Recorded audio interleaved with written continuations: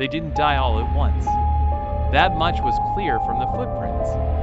The 9 hikers, young, ambitious, filled with a kind of reckless optimism that only the truly naive possess, had set out into the frozen Ural Mountains in late January of 1959. They were experienced, no strangers to winter treks, but even the best of them couldn't have prepared for what was waiting.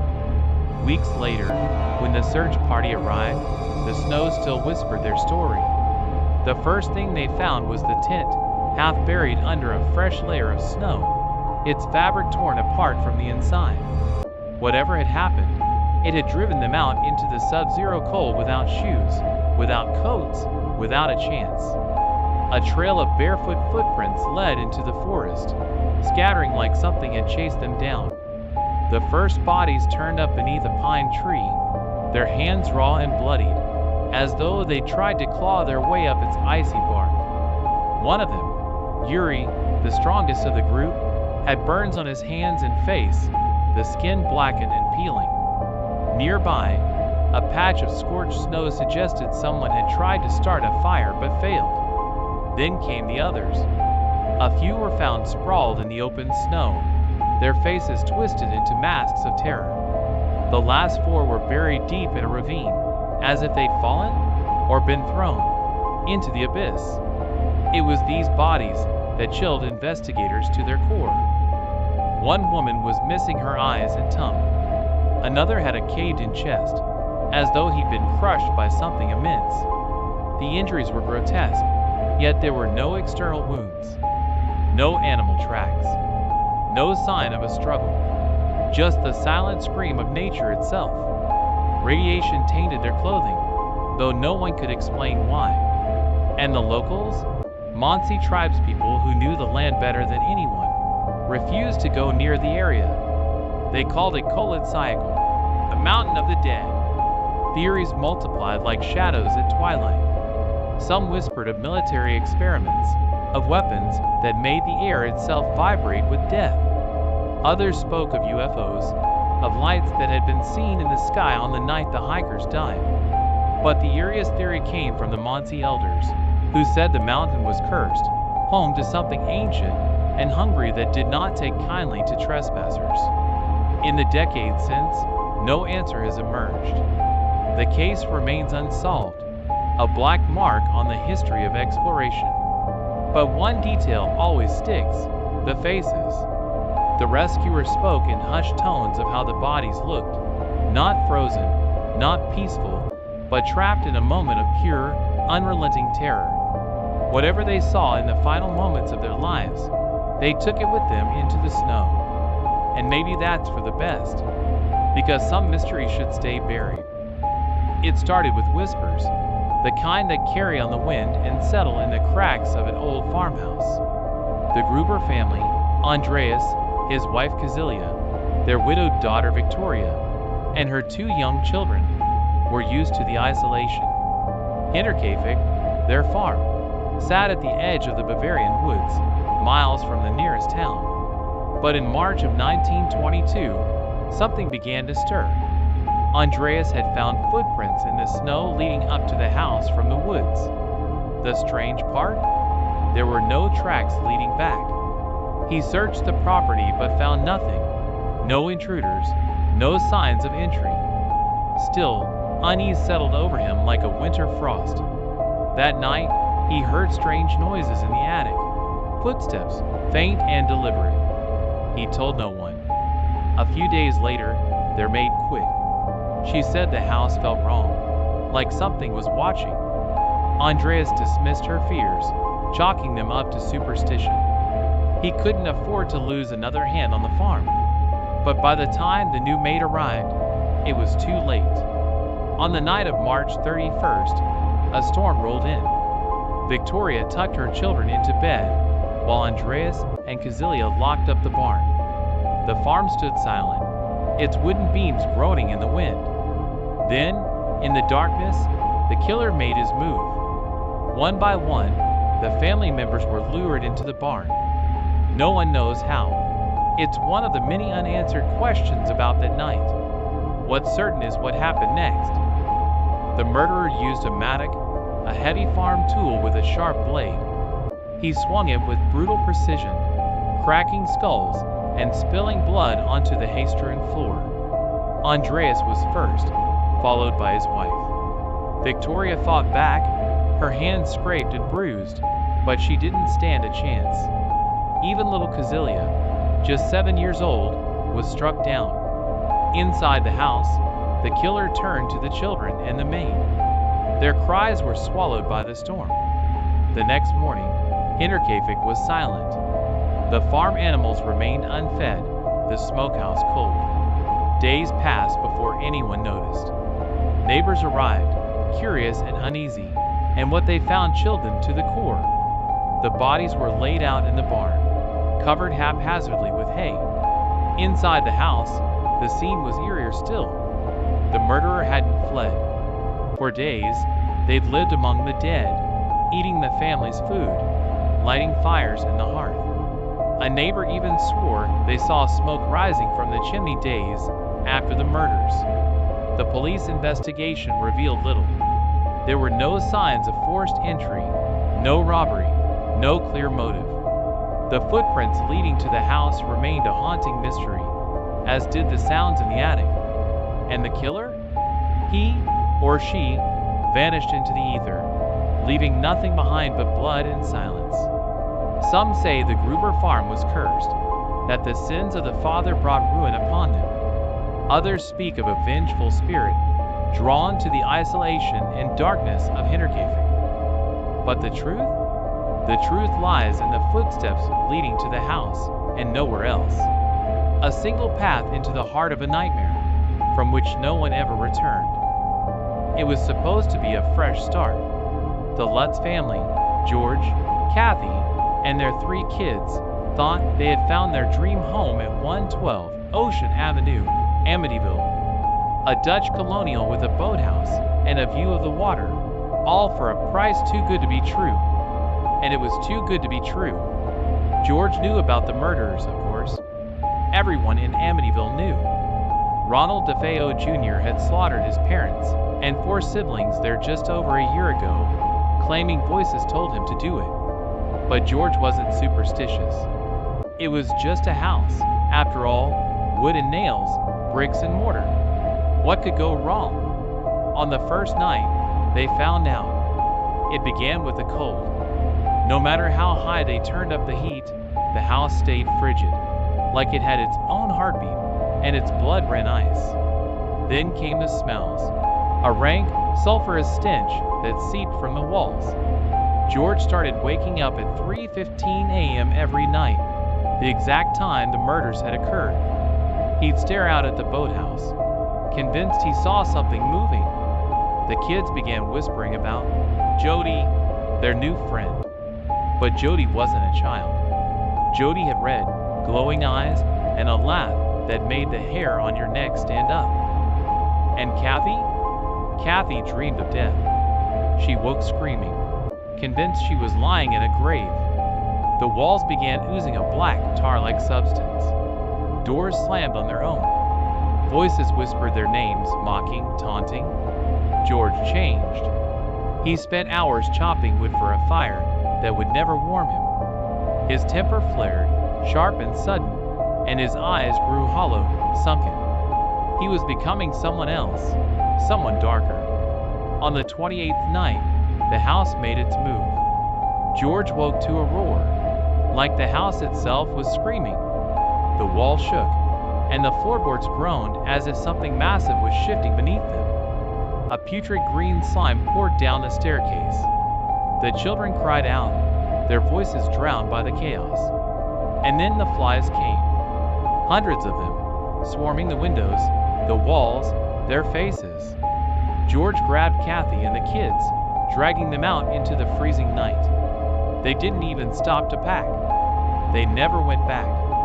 Paranormal investigators Ed and Lorraine Warren visited the house months later, their arrival marked by a sense of suffocating dread. They declared it a site of extreme evil, a gateway to something dark and ancient. Photographs captured ghostly figures, and Lorraine herself claimed she could feel the agony of the murdered family etched into the walls. The house still stands, but no one who's lived there since has stayed long. Some say the evil left with the Lutzes, but others believe it's just waiting for the right family to walk through its door and breathe life into its hunger once more. Because some houses aren't homes. Some houses are traps. It starts with the laughter. Soft, high-pitched, and just out of sight. Nestled high in the Rockies, the Stanley Hotel is a palace of elegance and isolation. Its gleaming white exterior glows against the dark peaks, and inside, its antique charm whispers of a bygone era. But spend a night there, and you'll realize it doesn't whisper, it breathes. Stephen King felt it the first time he stayed there. The empty halls seemed too empty. The wind outside howled like it was searching for a way in. And then, there was the dream, the vivid nightmare that inspired The Shining. But even King didn't stay long. The Stanley has a way of wearing on you. Ask any guest who stayed in room 217, the most infamous suite in the hotel. In the early 1900s, a maid named Elizabeth Wilson was nearly killed there when an explosion tore through the room as she lit a lantern. She survived, but something of her stayed behind. Now, Elizabeth's presence is undeniable. Guests have woken to their clothes neatly folded, shoes placed by the door, and suitcases unpacked, as though a spectral housekeeper is still performing her duties. One man swore he felt an invisible hand tuck him into bed, and when he tried to rise, the sheets tightened, pinning him down. But it's not just Elizabeth. The Stanley is teeming with echoes of the past. On the grand staircase, visitors have reported seeing shadowy figures descending, dressed in Victorian attire. In the ballroom, the sound of a phantom piano drifts through the air, though no one is there to play it. Staff refuse to go alone into the basement, where cold spots and whispers seem to follow them. And then, there's the child. Late at night, in the long, empty hallways, you'll hear it. Laughter. It starts soft, almost playful, but it grows louder, closer, until it sounds like it's right behind you. One guest, a woman traveling alone, swore she heard it in the dead of night outside her door. She opened it to find nothing but an icy draft, and the faint sound of giggling, disappearing into the dark. The hotel staff chalk it up to atmosphere, but there are too many stories, too many sightings. The Stanley has been standing for over a century, and it's seen more than its share of life and death. Some guests leave in a hurry, their nerves frayed and their bags half-packed. Others stay, hoping for a glimpse of the other side. But all of them agree on one thing. The Stanley Hotel doesn't feel empty, because it's not. The house didn't make sense. It wasn't supposed to.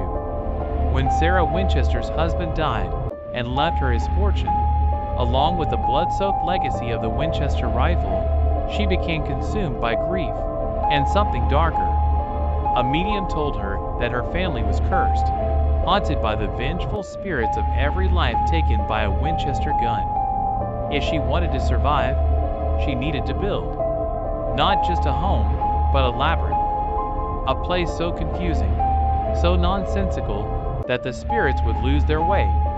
And so she built. The Winchester Mystery House rose in San Jose, California, like a fever dream. It started as a modest home, but grew into a sprawling, four-story mansion with over 160 rooms, staircases that led to nowhere, and doors that opened into walls, or worse, into thin air. Windows were set into floors, and hallways twisted like veins in a body. Construction never stopped.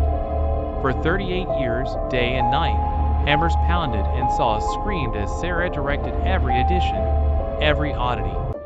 The workers whispered about her, how she wandered the house clutching blueprints that only she could understand, how she spoke of them, coming for her, and how she slept in a different room every night to keep the spirits guessing. And the house felt alive. Visitors today speak of cold drafts that seem to move with purpose, footsteps that echo when no one is walking, and the faint sounds of a woman weeping, her cries lost in the endless corridors. Tour guides avoid certain areas, claiming the air grows too heavy, too oppressive. Then, there's the seance room. At the heart of the house, Sarah built a chamber specifically to communicate with the dead. It has one entrance but 3 exits, a design meant to confuse the spirits once they were summoned. Inside, the temperature drops sharply, and even the bravest visitors say they feel watched. And yet, Sarah Winchester didn't fear the spirits. Not entirely. She feared what they might do if the house ever stopped growing. Every hammer stroke was an act of penance, every nail a desperate attempt to buy her time. When Sarah died in 1922, construction stopped. The house was silent for the first time in decades. But it wasn't empty. Not entirely. Today, people wander its halls, marveling at the madness of its design. Some say they hear whispers, soft and urgent, as if warning them to turn back. Others catch glimpses of shadowy figures darting through doorways or standing at the ends of hallways that shouldn't exist. And the spirits? They're still looking, searching for her, searching for anyone, because a house built to trap the dead doesn't just let them go. It began with a knocking. Late one autumn night in 1817, John Bell sat by the fire in his Tennessee farmhouse, listening to the wind scratch against the windows. The Bell family's life was simple, but good, prosperous farm, happy children, a strong sense of faith. That night, though, something changed. A sharp, deliberate knock echoed through the house. John opened the door to find nothing but the yawning dark. Over the following nights, the knocking grew louder, more insistent, until it seemed to come from inside the walls. Then the whispers started. At first, they were faint, like a breeze brushing the edge of hearing. But soon, the whispers gained words. A woman's voice, harsh and mocking, called out the names of the Bell family one by one, lingering on John's like it was a promise.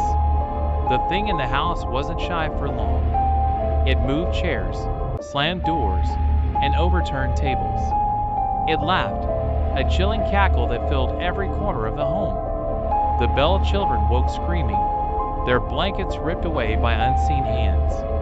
Betsy Bell, the youngest daughter, bore the worst of it. The entity slapped her, pulled her hair, and left welts on her skin. And it spoke. "I am the witch of Cape Bats," it said one night, as the family huddled together in terror. Kate Batts was a local woman with a reputation for eccentricity and an old grudge against John Bell. She had died years earlier, but the voice insisted it was her. Come back for vengeance.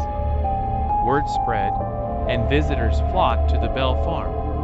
The witch didn't care for the attention. It ridiculed guests, mimicked their voices, and revealed secrets no one else could possibly know. Even Andrew Jackson, then a military general, visited the farm after hearing the tales. He left after one night, declaring, "I'd rather face an army than whatever's in that house." The witch had one goal, to see John Bell dead. His health began to fail, his face growing pale and gaunt. The witch mocked him, calling him Old Jack, and promising his time was near. One winter morning in 1820, John Bell was found in his bed, unmoving. A strange vial of black liquid sat on his bedside table. The witch's voice rang out, triumphant. "I gave him that poison," it said. After John's death, the witch declared her work finished and promised to leave, but only for a while. She vowed to return in 7 years, then again in another 100. Today, the Bell Witch Cave, a dark, twisting cavern near the old Bell farm, is said to be her lair. Visitors claim to hear whispers in the dark, feel cold hands on their backs, and catch glimpses of a shadowy figure darting between the rocks. The Bell Witch isn't gone. Not entirely. She's just waiting, patient and eternal, for someone foolish enough to invite her back. The house on 508 East 2nd Street doesn't look special. A modest white frame, a front porch sagging with age. It could be anywhere in small-town America. But step inside, and you'll feel it. A heaviness, a silence so thick it smothers you. The walls remember. It was June 9, 1912, a warm summer evening in Villisca, Iowa. The Moore family, Josiah and Sarah, their 4 children, and 2 young friends who stayed the night, were blissfully unaware of the horror hiding just above them. In the attic, the killer had slipped into the house sometime earlier that day, unnoticed. The attic was cramped, stifling, but he waited. Hours passed. Beneath him, the family laughed and talked, the sound of their lives filling the home.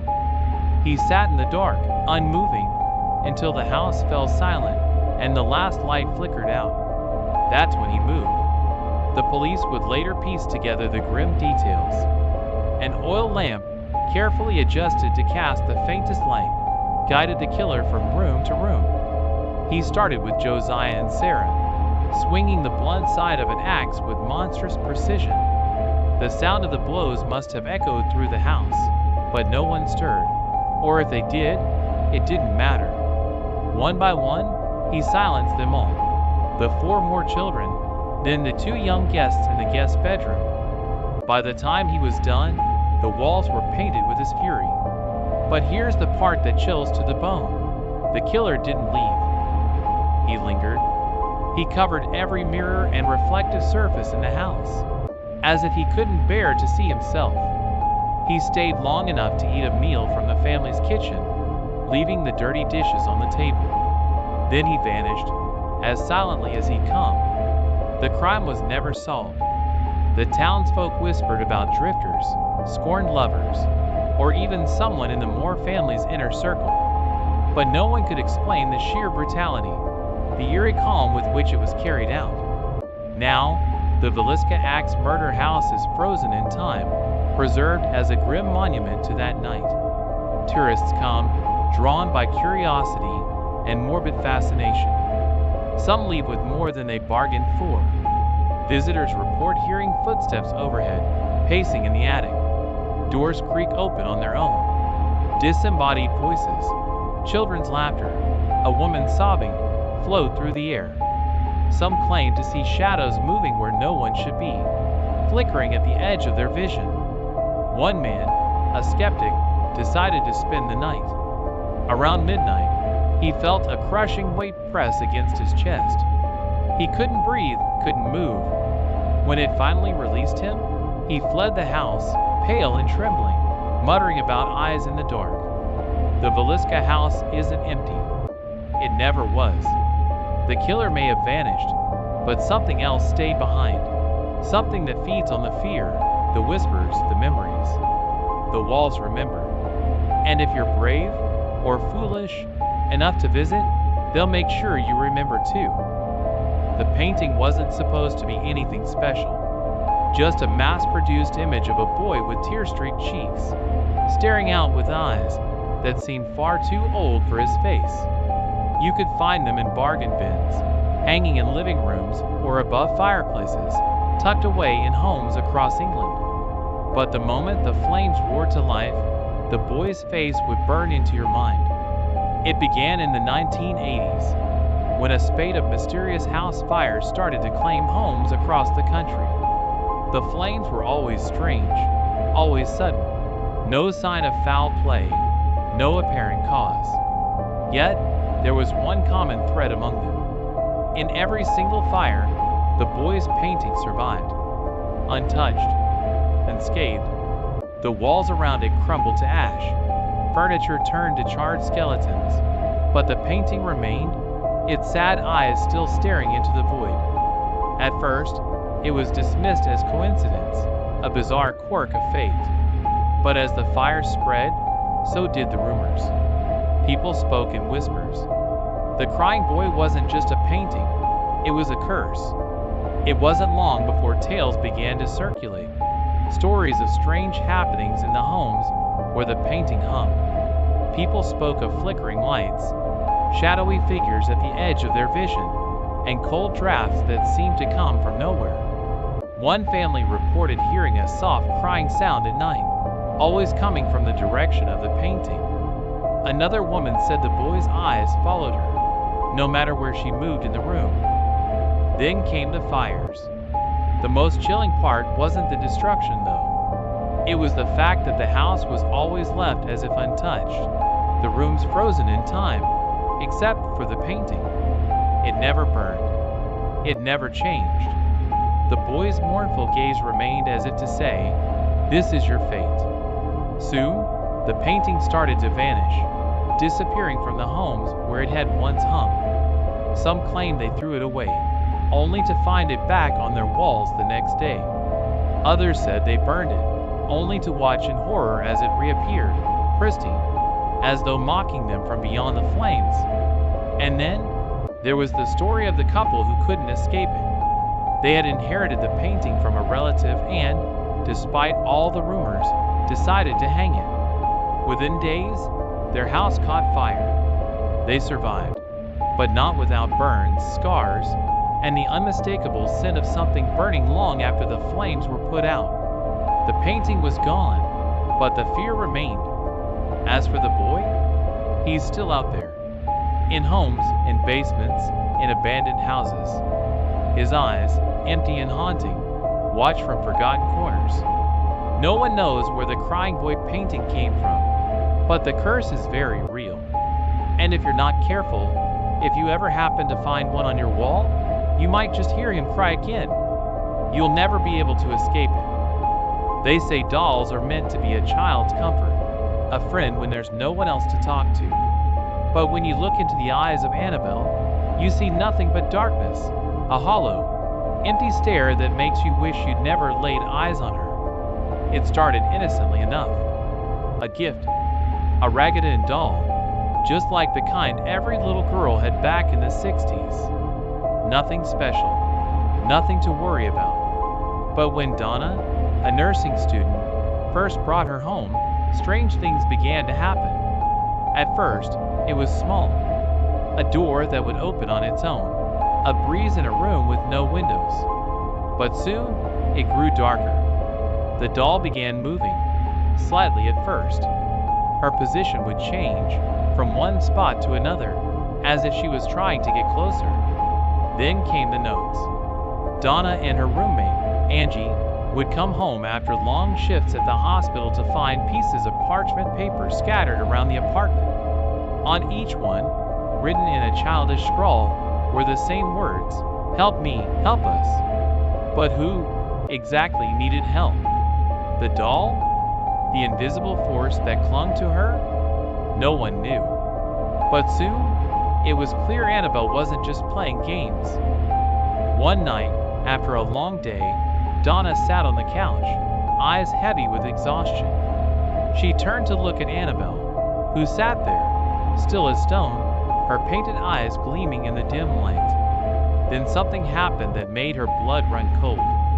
The doll began to move. Its head twisted slowly to the side, and then its hands, stiff and unnatural, reached for her. By the time the psychic medium was called in, it was too late. Annabelle had already begun to terrorize them in ways that defied explanation. She moved across the room with impossible speed. She scratched at walls, clawing, and leaving deep gouges like the marks of a wild animal. And she began speaking. Her voice, low and menacing, would echo from unseen corners. The doll was no longer just a doll. It was a vessel, a puppet of something far darker than they could comprehend. The spirit, whatever it was, had taken hold of her. But that wasn't the worst part.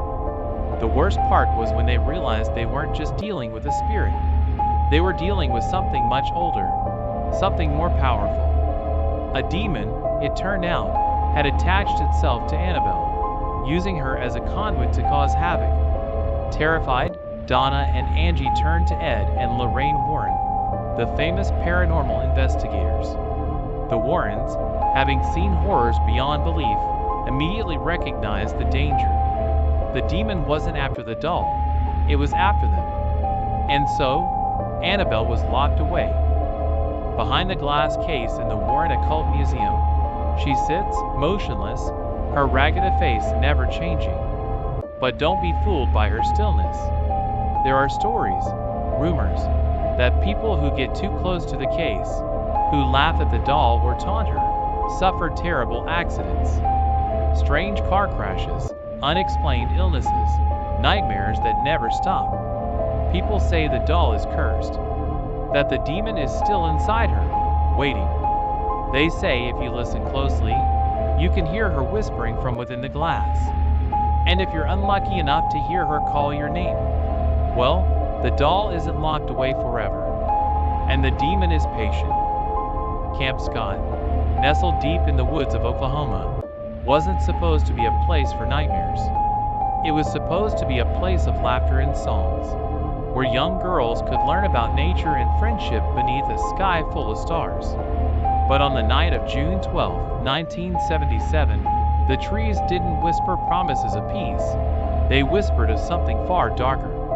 It was the first night of the Girl Scout camp. 3 girls, Lori, Michelle, and Doris, had just settled into their tents, excited for the adventure ahead.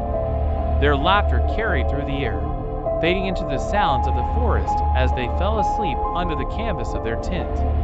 But something else was awake that night. Something that had been waiting.